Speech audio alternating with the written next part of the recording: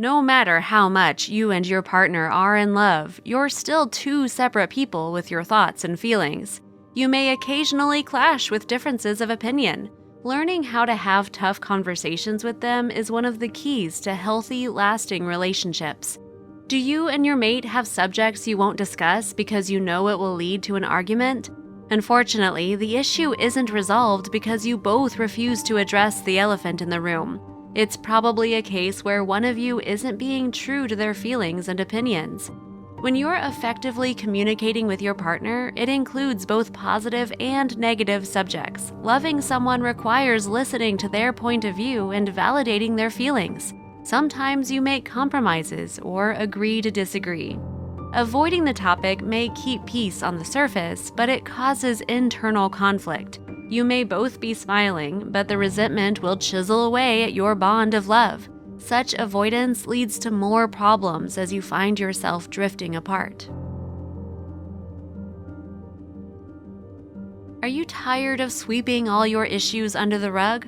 Avoiding the problem won't make it go away. Instead, consider these 10 suggestions for having a challenging conversation with your partner, even if it's an argument. 1. Know the right time.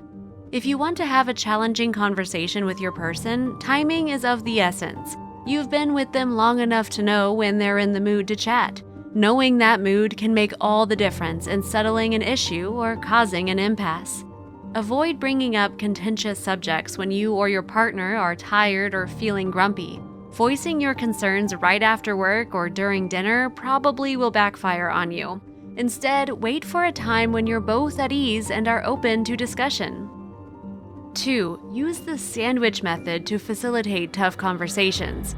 Setting the mood for a difficult conversation is easier when you preface it with something positive.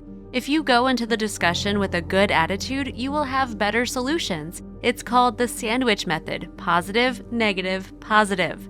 For example, maybe you're having issues with your combined finances. You could begin by saying, "Hey, you've done an excellent job by reducing some of our expenses." This positive layer is non-confrontational and doesn't accuse. The second layer addresses the negative issue, but we are still struggling to pay our bills each month. Notice how the negative issue remains neutral. The third layer of the sandwich is a positive conversation. How can we make a plan to save more money? 3. Stay focused on the problem. Some people make the mistake of going off into left field during a tough conversation. Try your best to stay on the subject and don't go off into a tangent. Not only will it confuse your partner, but it's easier to forget what you're discussing. Focusing makes the difference between a direct conversation and an argument. This isn't the time to mention other subjects or dabble in past shortcomings. You'll just put your mate on the defense and they'll shut down or explode in anger.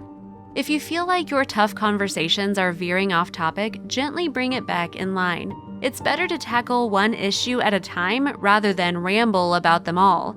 A focused discussion is more likely to bring solutions to the problem. 4. Tough conversations require active listening.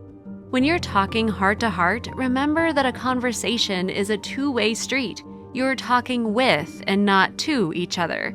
After you have your partner's complete attention and you've opened with a positive statement, then listen to what they have to say. You may miss some of their critical points if you're too busy anticipating what you'll say next. According to an article published by the Harvard Business Review, active listening helps you understand the other's viewpoint during a tough conversation. It can cultivate trust and help you reflect on past experiences.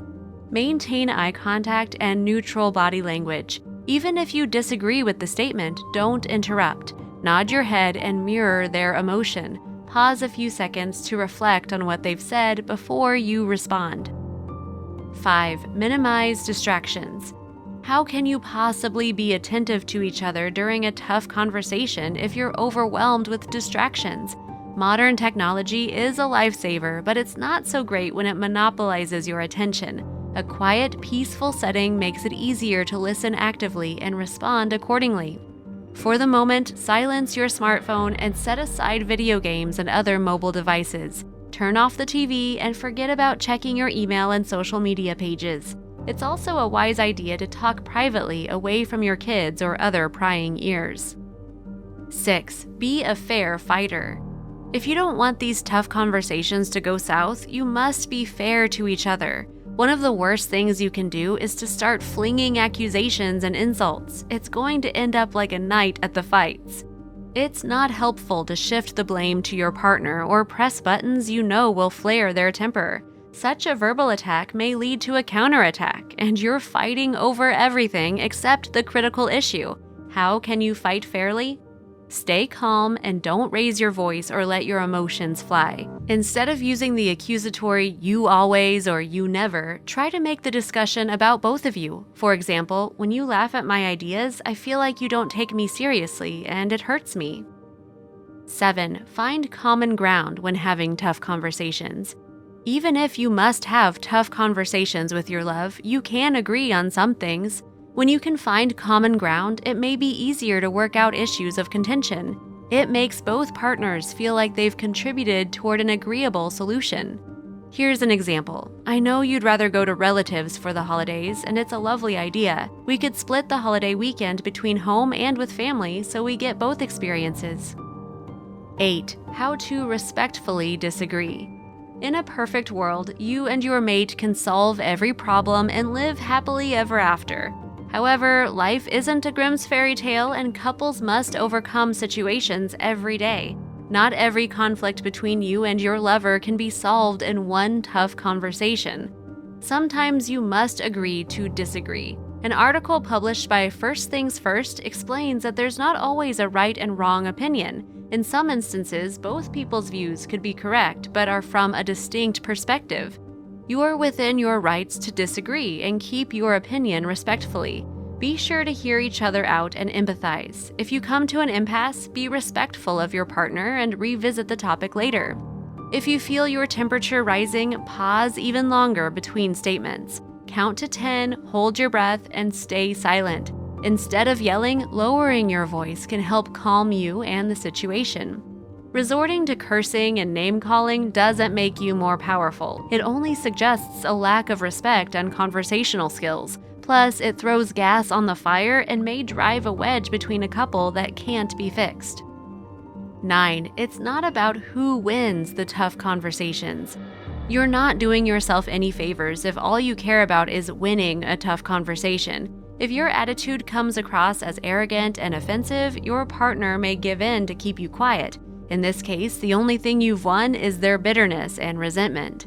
When you approach tough conversations as a team, you care about each other's feelings. Finding resolutions for the situations make you both winners. Couples who respect their partners learn how to compromise and explore issues together. 10. Forever issues. At some point, you and your person may have problems with no resolutions. For example, you might never be close to your in-laws. One of you may prefer the country and the other the city and never be swayed.